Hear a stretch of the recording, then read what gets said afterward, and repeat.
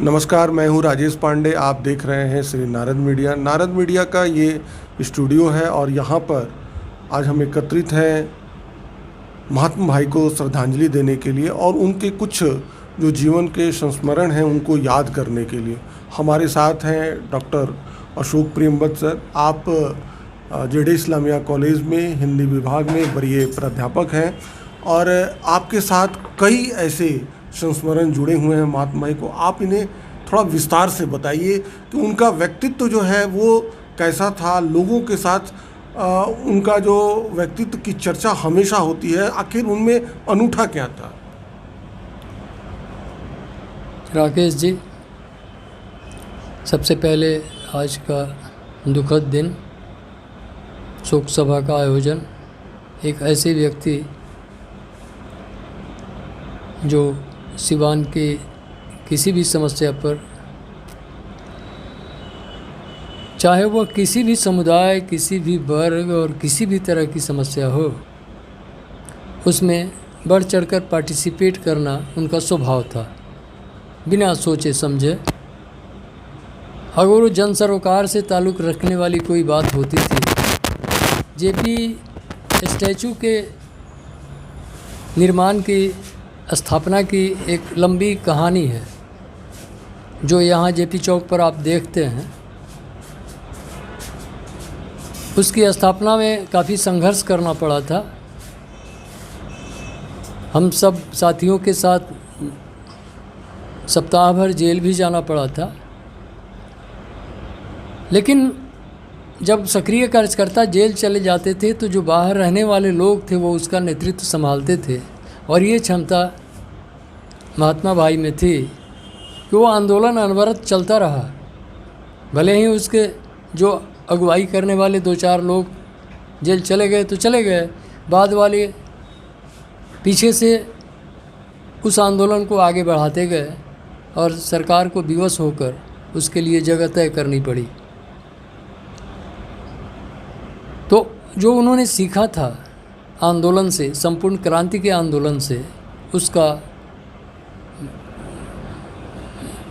जीवन भर अनुकरण किया। एक उदाहरण के तौर पर मैं बताऊं कि नवोदय विद्यालय जो यहाँ चल रहा था उसके लिए जगह नहीं मिल पा रही थी। उसके लिए भरत भाई थे और महात्मा भाई की अगुवाई में हम लोगों ने तय किया कि आंदोलन आरंभ करने के सिवाय अब कोई रास्ता नहीं है। उन्होंने कमान संभाल ली। आंदोलन 3 दिनों तक चला और 10 दिनों के आश्वासन पर आंदोलन समाप्त हुआ और निश्चित रूप से 10 दिनों के भीतर ज़मीन उपलब्ध हो गई और जो आज विद्यालय करमली हाता में चल रहा है। ऐसे अनेक उदाहरण हैं जिसमें बढ़ चढ़कर उन्होंने हिस्सा लिया। वो मैं तो कहता हूँ कि संपूर्ण क्रांति में जो प्रोडक्ट आए, जो सीधे राजनीति में हिस्सा मांगने के लिए पहुंच गए, आपस में लड़ते झगड़ते रहे, और एक वर्ग ऐसा निकला जिसको उस सत्ता से कोई लेना देना नहीं रहा, वो सामाजिक सरोकार से जुड़ा रहा। वो गया, पटना या और भी जगहों पर इनके तंत्र थे, वैचारिक तंत्र थे।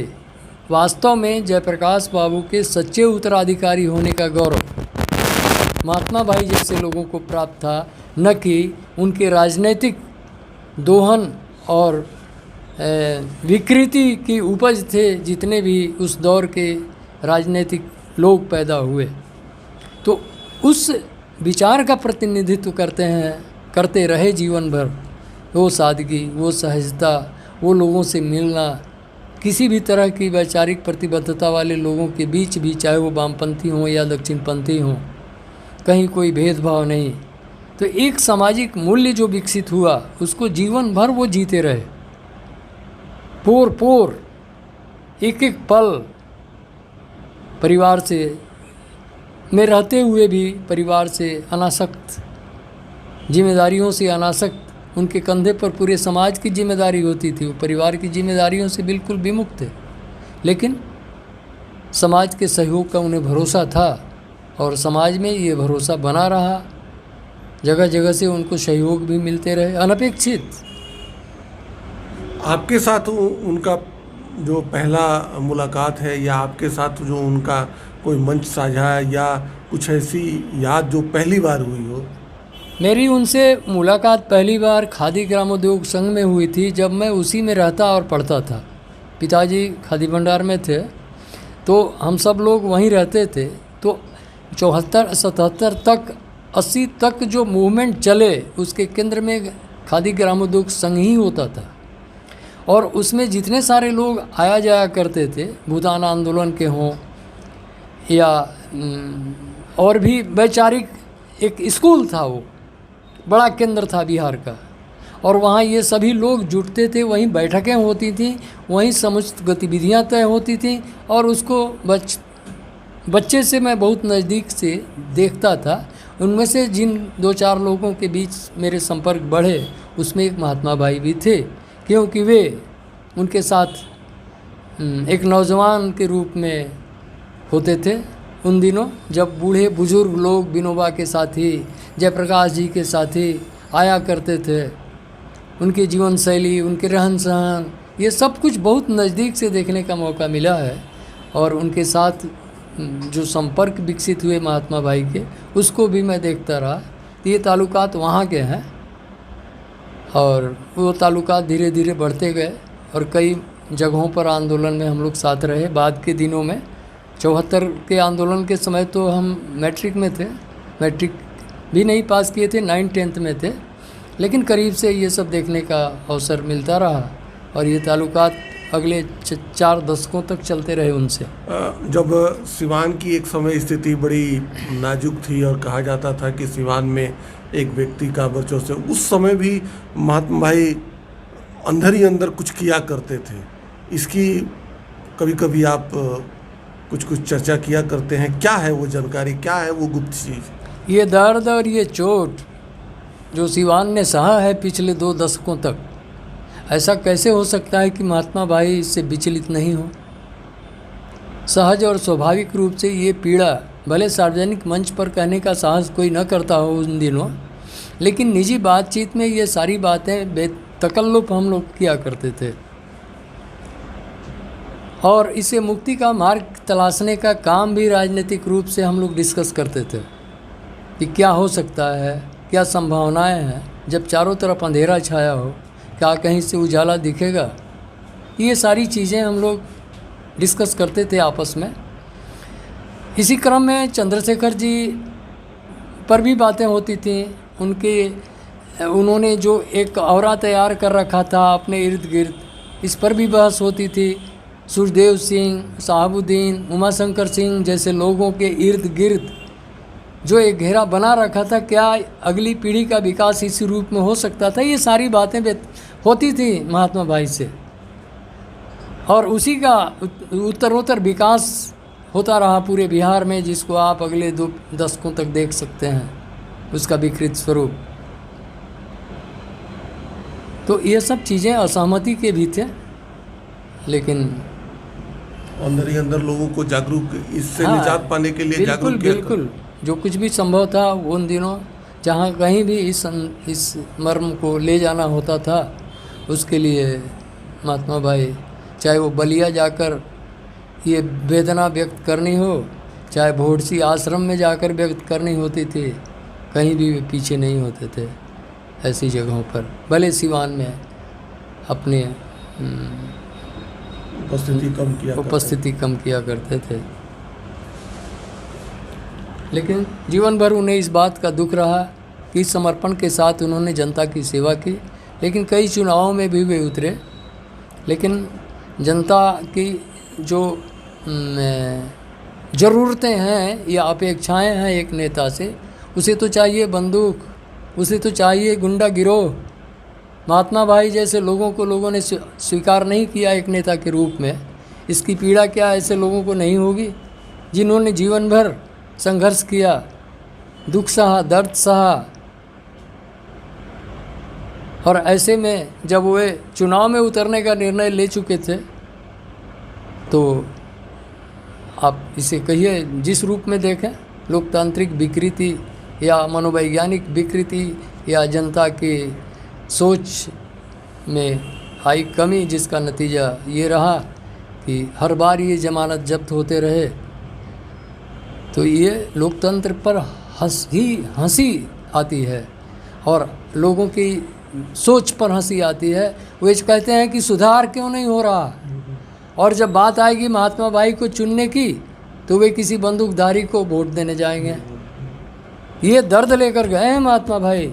इस लोकतंत्र पर एक कलंक है, एक अभिशाप है, और हमारी मानसिकता बताने के लिए यह उदाहरण काफ़ी है।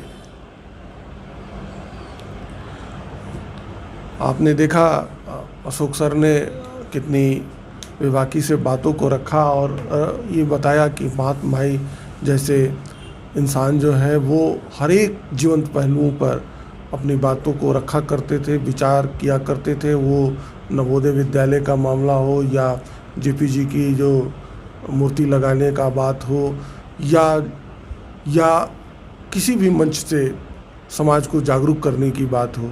और लेकिन अशोक सर का कहना है कि उनकी एक पीड़ा, उनकी एक टीस रह गई कि जो ये लोकतंत्र है ये विचारों का समुच्चय है, विचारों का गुच्छा है, और इसमें ऐसे व्यक्ति को कभी भी चुनाव में जो जनता ने साथ नहीं दिया, ये वाकई में एक टीस उनके साथ रह गया और वो चला गया। सर, आपने महात्मा भाई के बारे में इतनी अच्छी बातें बताई, इसके लिए बहुत बहुत धन्यवाद। धन्यवाद राजू जी। जी हाँ, JR कॉन्वेंट दोन में सत्र 20-21-22 के लिए नामांकन प्रारंभ। वर्ग नर्सरी से 11वीं तक। सा विद्या या विमुक्त है, विद्या वही है जो मुक्ति दिला दे। JR कॉन्वेंट इसी दिशा में एक सुनहरी सोच है। अज्ञानता, कष्ट, कलेश एवं दुर्भिक्ष आदि से आदमी को मुक्ति दिलाने हेतु ही JR कॉन्वेंट का निर्माण किया गया है। हमारे यहाँ आधुनिक संसाधनों से विद्यार्थियों का सर्वांगीण विकास कर उन्हें ज्ञान और विज्ञान में पारंगत किया जाता है, ताकि वे कल अपना और देश का भी भविष्य उज्जवल कर सके। अब इसमें देर क्या है, आज ही अपने बच्चों का नामांकन JR कॉन्वेंट में यथाशीघ्र कराकर इसका लाभ उठाएं। इस विद्यालय की विशेषताएं: आधुनिक भवन परिसर में बड़े बड़े सभागृह और नाट्यशाला भी हैं। साइंस, सामाजिक विज्ञान, गणित, कंप्यूटर विषयों के लिए पूर्ण सुसज्जित प्रयोगशालाएं, 10,000 से अधिक पुस्तकों की सुसज्जित लाइब्रेरी। बंगाल, उड़ीसा, असम, उत्तर प्रदेश, बिहार के कुशल प्रशिक्षित शिक्षक, बृहद खेल का मैदान, ऑनलाइन एवं आधुनिक तकनीक के द्वारा पठन पाठन, स्मार्ट क्लास, इंटरनेट कनेक्शन। 5 एकड़ में फैले इस मनोहर परिसर में भांति भांति के पेड़ पौधों से बच्चों को पर्याप्त ऑक्सीजन मिलते हैं। वर्ग 9 और 11वीं के बच्चों के लिए विशेष सुविधा। प्रत्येक दिन जॉन इलियट ITI में डीजल इंजन, मैकेनिकल और इलेक्ट्रिकल ट्रेड का निःशुल्क ज्ञान दिया जाता है।